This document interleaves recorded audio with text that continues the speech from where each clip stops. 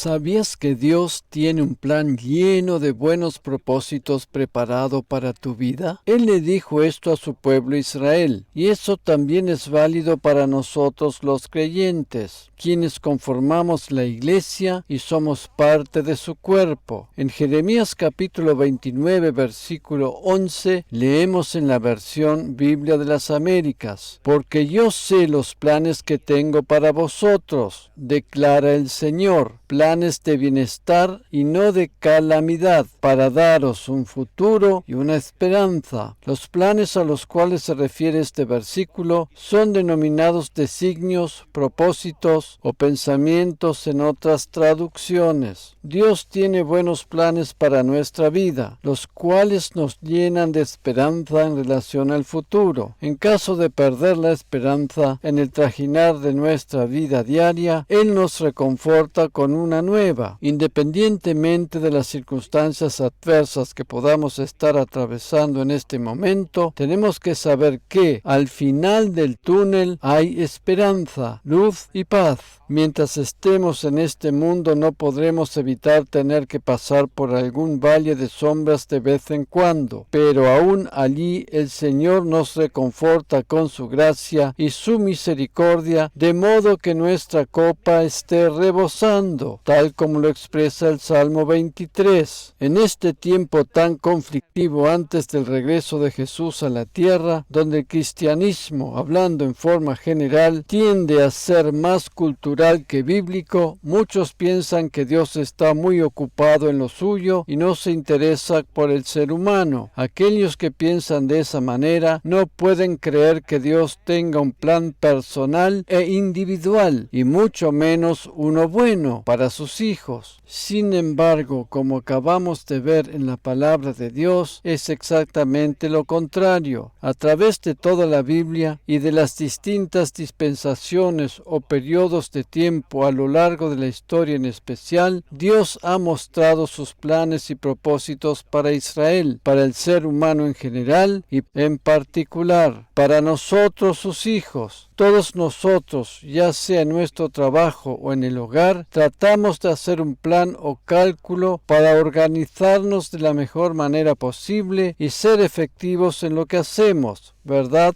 ¿Por qué habría de ser diferente con Dios? Él no solo tiene un plan para la humanidad en general, sino para cada uno de nosotros en forma particular. Si bien el pasaje que acabamos de considerar tiene que ver con sus planes para Israel en relación al milenio, podemos apropiarnos también de esas palabras. La bendición que en el futuro habrá de ser para Israel nos pertenece a nosotros ahora como iglesia o cuerpo de Cristo. Por tanto, y sin ánimo de ser exagerados o ponernos orgullosos, podemos tomar estas palabras para nosotros en forma personal e individual. Cada uno de nosotros estamos hoy en el lugar en que estamos porque antes hemos confiado en que Dios tenía un plan para nosotros. Ese es al menos mi caso particular. Dios siempre tiene buenos planes para nosotros, los cuales están llenos de esperanza para el futuro. La palabra que el original hebreo utiliza aquí es Makhashava o Makshahevet, Strong H 4284, y significa intención, plan, designio, diseño, pensamiento. Como ya hemos visto en otras enseñanzas, cada una de las letras hebreas es un pictograma y tiene un significado y un simbolismo especial. El idioma hebreo se lee de derecha a izquierda. La palabra Makhashava está conformada por las siguientes letras: Mem, Het, Ochet, Sin, Bet y G, o sea, HE en español. La letra Mem es representada por el agua y habla siempre del Espíritu Santo. La Biblia nos dice que, al comienzo de la creación, el Espíritu de Dios se movía sobre la faz de las aguas. Y el Nuevo Testamento, cuando hace referencia al nuevo nacimiento, dice que hemos nacido del agua y del Espíritu. Interesantemente, esta letra también representa caos. Si tenemos en cuenta todos sus simbolismos, podríamos decir que esta letra representa el comienzo de nuestra vida con Cristo. Llegamos a Él y le aceptamos como Salvador Salvador personal, y el Espíritu Santo transforma el caos de nuestra vida pecaminosa en una nueva criatura que nace en la familia de Dios. La letra Het o Chet simboliza la vida y el número que le corresponde dentro de la gematría es el 8, el cual significa nuevo comienzo. Por tanto, las primeras letras de esta palabra hebrea que estamos considerando describen la nueva vida que hemos recibido por medio de la obra redentora de Cristo a nuestro favor. Dios, quien a causa de su gracia nos ha concedido esa nueva vida, tiene también buenos y maravillosos planes para que andemos en ella. Él ha creado el mundo para nosotros, y estamos hablando del mundo perfecto que existía antes de que el ser humano cayera en el pecado, y ya entonces tenía un plan para nosotros. Lo interesante es que esta palabra no se limita solo a esas letras, las cuales ya son de por sí bastante significativas. Aquí encontramos también la letra Bet,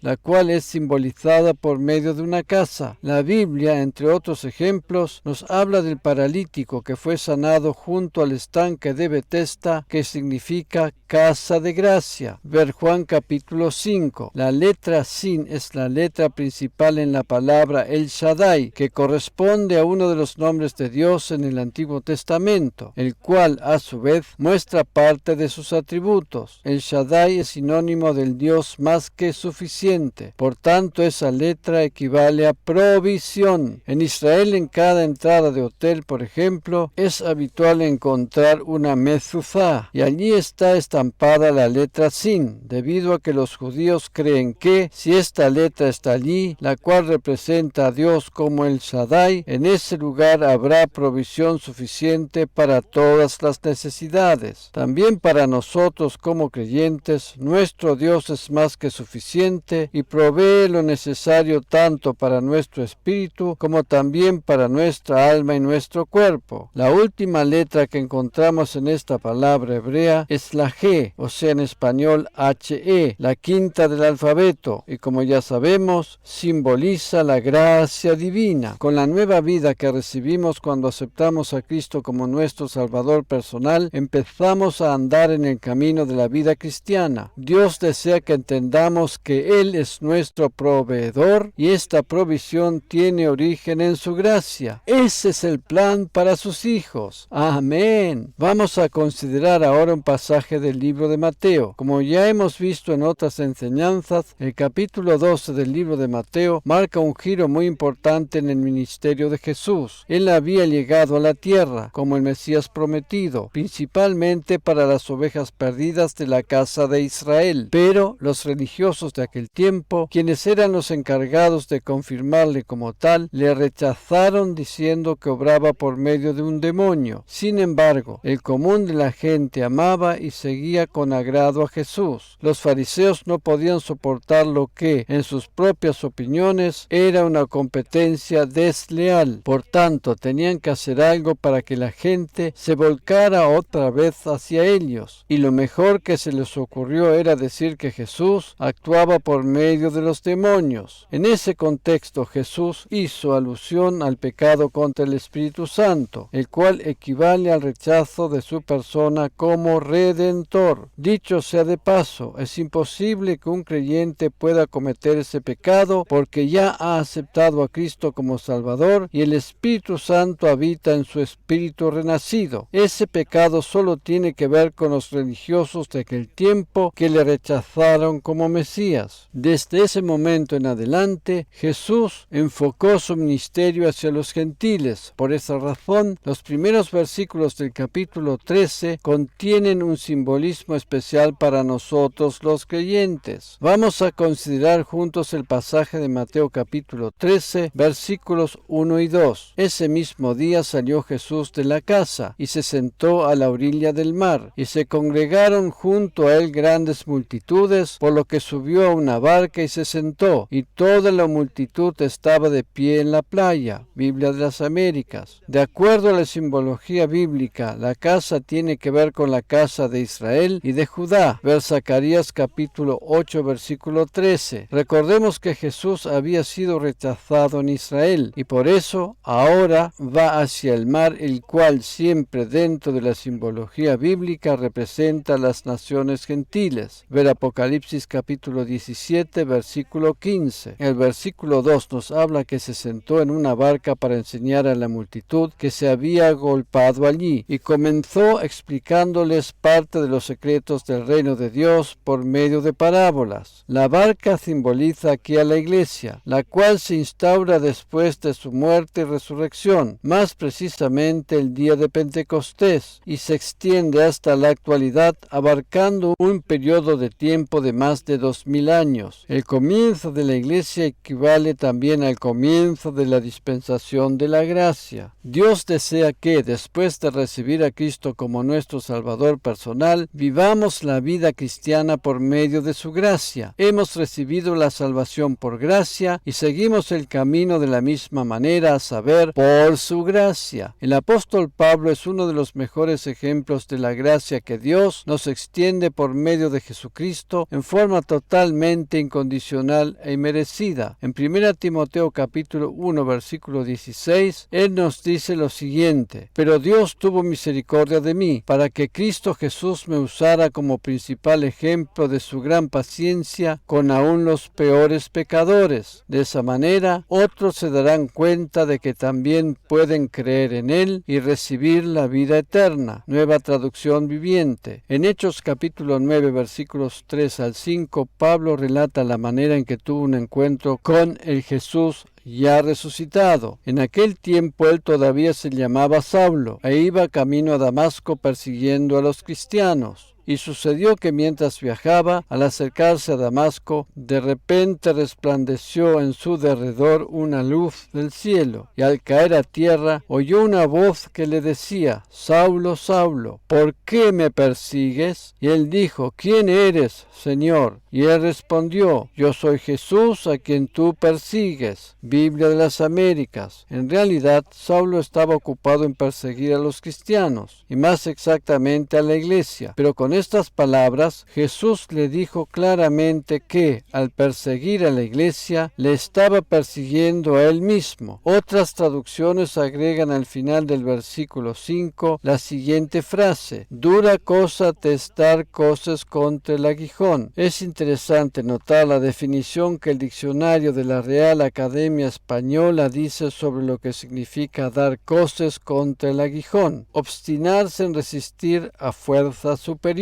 Eso era precisamente lo que estaba tratando de hacer Pablo, algo que no le iba a conducir a un final exitoso. La luz que le iluminó en aquella oportunidad era la gloria de Dios, que no es otra cosa más que su gracia, y así experimentó el nuevo nacimiento. El Señor desea que cada uno de nosotros, después de haberle conocido como Salvador personal, recibamos la luz de su gracia. Lo interesante de todo esto es que, a pesar de lo que Saulo estaba haciendo, Jesús, en vez de condenarlo, le ofreció su gracia. En la cruz Jesús cargó sobre sí mismo todo el juicio por el pecado, el cual nos hubiese correspondido a nosotros. Por esa razón, Él nunca nos habrá de juzgar o condenar por los pecados que cometamos. Él no nos salvó para condenarnos, sino que nos salvó de la condenación. Esa es la gracia divina. Amén. Inmediatamente después que Saulo se enfrentó a la misma gloria celestial, Dios ya tenía un plan preparado para él. En Hechos capítulo 9 versículos 10 al 12 leemos: había en Damasco cierto discípulo llamado Ananías. El Señor le dijo en una visión: Ananías. Y él dijo: heme aquí, Señor. Y el Señor le dijo: levántate y ve a la calle que se llama Derecha y pregunta en la casa de Judas por un hombre de Tarso llamado Saulo, porque he aquí está orando. Y ha visto en una visión a un hombre llamado Ananías, que entra y pone las manos sobre él para que recobre la vista. Biblia de las Américas.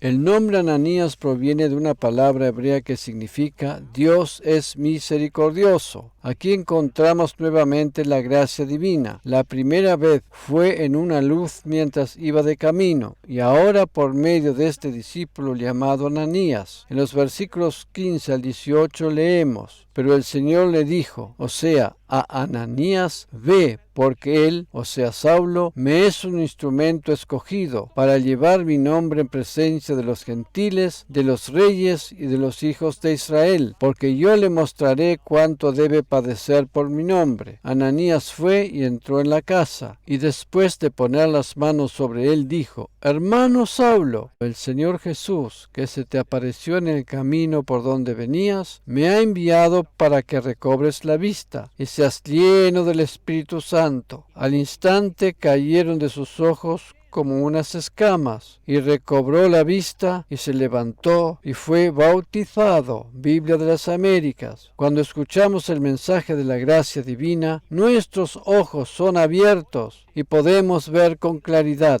De hecho, eso es lo que nos escriben muchos de aquellos que escuchan nuestras enseñanzas, sobre todo cuando descubren por primera vez algo de la magnitud de la gracia divina. Cuando la gracia divina llega a nuestras vidas, viene acompañada de grandes bendiciones. Amén. Cuando la Biblia habla de pecado no hace diferenciación entre tamaño o cantidad. Sin embargo, hay un pecado que podríamos denominar como el peor de todos, y es rechazar la gracia divina. En Mateo capítulo 11, versículos 20 al 24, leemos: Entonces, o sea Jesús, comenzó a increpar a las ciudades en las que había hecho la mayoría de sus milagros, porque no se habían arrepentido. ¡Ay de ti, Corazín! ¡Ay de ti, Betsaida! Porque si los milagros que se hicieron en vosotras se hubieran hecho en Tiro y en Sidón, hace tiempo que se hubieran arrepentido con cilicio y ceniza. Por eso os digo que en el día del juicio será más tolerable el castigo para Tiro y Sidón que para vosotras. Y tú, Capernaum, ¿acaso serás elevada hasta los cielos? Hasta el Hades descenderás. Porque si los milagros